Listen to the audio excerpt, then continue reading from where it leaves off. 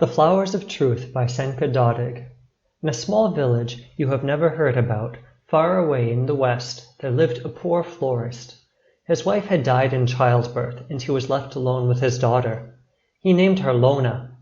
Very early, as soon as she learned to tell the colors, Lona started helping her father in the flower shop. At first, she would only hand him the tools and ribbons, arrange the pots, and water the plants. But soon, little by little, she started taking care of everything in the shop, and she was good at it, from planting to selling. Their little flower shop was working better and better, and the flowers were growing prettier and prettier. So too was Lona. One day, Elio came to their shop. He was the most handsome young man in their village. All Lona knew about him was that he was the only son of a wealthy family. His father was a respected doctor, serious and responsible. But Elio was nothing like his father. Elio was superficial and didn't care much about duty and responsibility. To make a promise and to break a promise was as easy to him as turning on a light switch. Walking down the street in front of the florist's window shop, among the pink roses he spotted Lona. He was smitten, as if electrified. The girl was almost as beautiful as his Mia, and from that day he kept coming back to the shop every day. He pretended to observe the flowers, but he was actually observing Lona. Do you know how powerful a look can be? The old florist would watch his daughter happy and in love, and even though he didn't like the young man, he would withdraw into the greenhouse behind the shop and let them be alone. Days dragged slowly as snails. Lona was falling deeper in love, dreaming and fantasizing about a life together with Elio. In her thoughts, she kept repeating the promises he made in between the kisses. Everything was delightful and pink, just like her roses. And then, Elio's visits became less frequent, and suddenly, he stopped coming to the shop at all. The old florist heard from his neighbor, the shoemaker, that Elio was engaged to the pharmacist's daughter from the nearby village. Lona's heart was broken. For 3 days, she couldn't eat or sleep. For 3 days, she cried, hidden in the greenhouse behind the pink rose bush. Her tears sparkled on the leaves as if they were tiny jewels. Sad jewels. A day after, her father picked some flowers from that very same bush to make a floral arrangement a certain young man had ordered. But as soon as the young man took that bouquet, the roses turned blue. What is this supposed to mean? The young man wondered. Pink roses turned blue? There is something wrong here. I wanted to give them to Mia. Well, I will give them as they are, he decided. He went to find his fiancée with the flowers, knocked on the door, but nobody came to open it. He was about to leave when he heard the door opening slowly. Hey, what took you so long? He asked cheerfully, hiding the flowers behind his back. Oh, well, you know, Mia mumbled. What is going on? He whispered in surprise. Well, I meant to tell you earlier.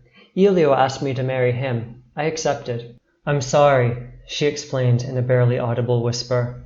A woman ordered the same roses from the same bush for her dear neighbor. The roses turned blue.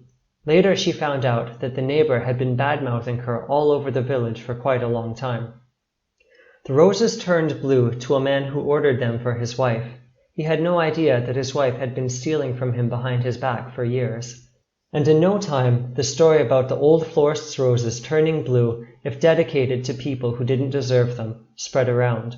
From all over the country, people came to buy the flowers of truth to find out about their friends, their neighbors, children, business partners, families. And all those who had a secret, a sin, a wickedness to hide were living in fear of, can you imagine, getting a simple bouquet of roses. The old florist witnessed a lot of pain, disappointment, sorrow, and quarrels when somebody's roses turned blue. He heard so many harsh words, offenses, curses, and even threats. He decided to cut the bush.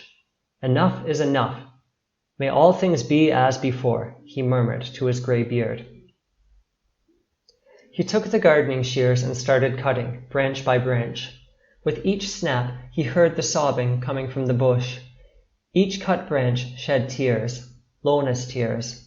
The old man watched in wonder, all the outcoming pain, and continued to cut with more determination, then collected all the branches and threw them in a corner of the garden, right beside the fence.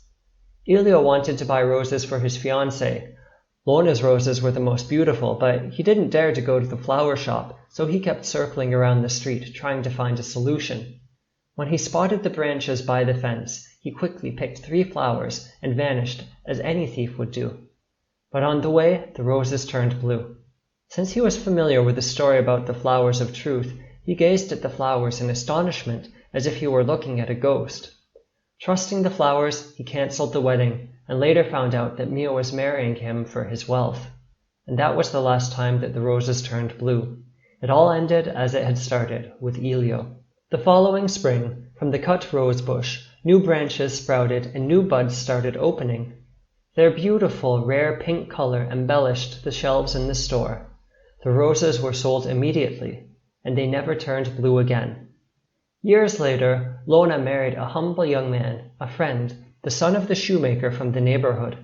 The roses she had long ago watered with her tears were used for decorations at the wedding. My dear little ones, our pain can be so strong that it makes our hearts turn blue. We can seep it through our tears. Just be careful not to cry over the flowers, for they can absorb your pain and maybe even change the color.